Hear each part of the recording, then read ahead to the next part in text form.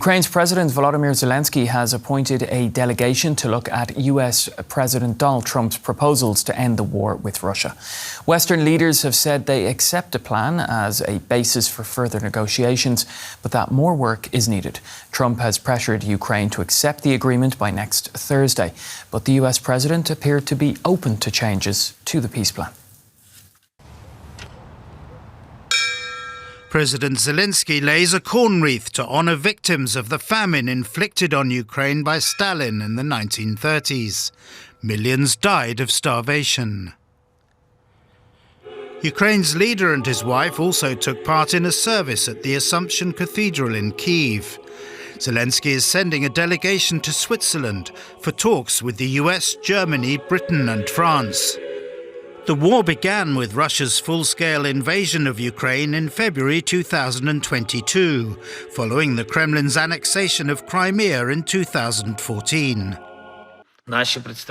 Our representatives know how to defend Ukrainian national interests and what is needed to ensure that Russia does not carry out a third invasion, another blow to Ukraine. In Washington, Donald Trump said the plan is not his final offer to Ukraine. I would like to get the peace. It should have happened a long time ago. The Ukraine war with Russia should have never happened. If I were president, it never would have happened. We're trying to get it ended. One way or the other, we have to get it ended. So the peace plan put forward by the US and Russia has overshadowed a summit of the G20 countries in South Africa. Ukraine's allies meeting there accept the idea in principle, but say more work is needed. We know that if there are no deterrents, the Russians will come back and break their promise. We've seen this happen several times, particularly with regard to Ukraine in February 2022. So we want peace. I think it must begin with a ceasefire. I want to make it very clear that the war can only end if Ukraine gives its unconditional consent. Wars can't be ended by the major powers acting over the heads of the countries involved. In the meantime, there's no let-up in the conflict. Mourners gather for the funeral of a mother and her young daughter killed in a Russian strike that destroyed their home in Ternopil in western Ukraine. Donald Trump has given Ukraine until next Thursday, the US Thanksgiving Day, to accept his plan to end the war. Well, for some analysis, we're joined by Michael Kimmage, director of the Kennan Institute. He joins us from Washington, D.C. Great to have you on DW News. So, US President Donald Trump said the US peace plan for Ukraine is not his, quote, final offer. What do you expect from the meeting in Geneva between top US diplomats and Ukrainian and European representatives, considering what Donald Trump has just said now?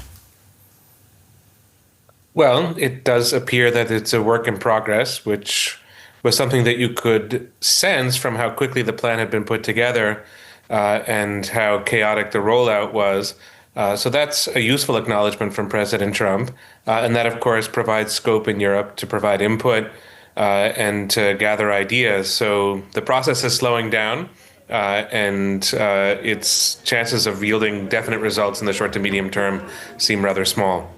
What would you advise the Ukrainian president to push to change about this proposal? Well, more or less everything.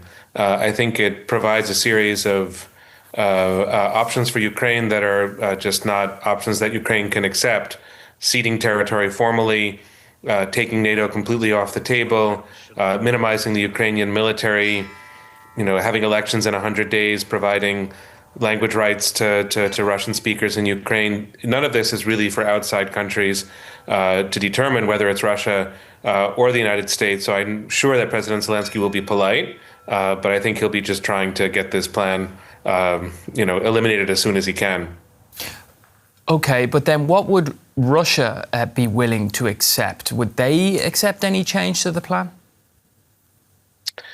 I doubt it. Russia has had maximalist demands for this war for many years, going back to the invasion in 2022. And there just isn't an indication in Moscow that Russia is loosening up, that it's pulling back from some of its most radical demands, which are unacceptable in Ukraine. So I think what that suggests is that this is not the time for a big diplomatic push.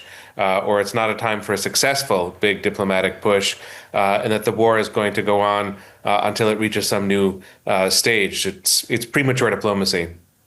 Now, we heard both the Ukrainian president and French President Emmanuel Macron talking about preventing another Russian invasion of Ukraine in the future. But what can they actually do to prevent that from happening? There's many practical options: boosting Ukrainian drone production, shared technological innovation, defense industrial production between Europe and Ukraine. That's all happening, but there could be much more of that. I don't think that European countries are going to provide soldiers, their soldiers, to fight in Ukraine. That's been true for a long time.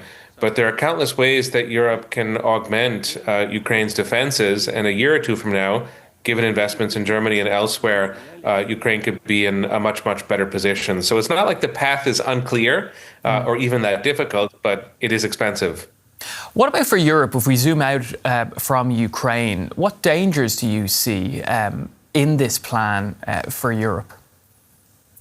I think the biggest danger, and it's a general one, is that the plan exposes how much space there is now between the United States and Europe. It seems that the Trump administration is willing at least to consider concessions that Germany, France, the UK, certainly Ukraine, are not willing to consider. So I don't think the problem is that the plan will be implemented. I don't think it will be implemented.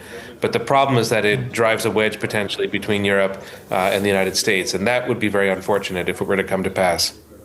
What about European nations dealing or negotiating with Russia going forward, considering the state of relations between them? What needs to change there? Because relations are, let's say, in a pretty bleak state at the moment.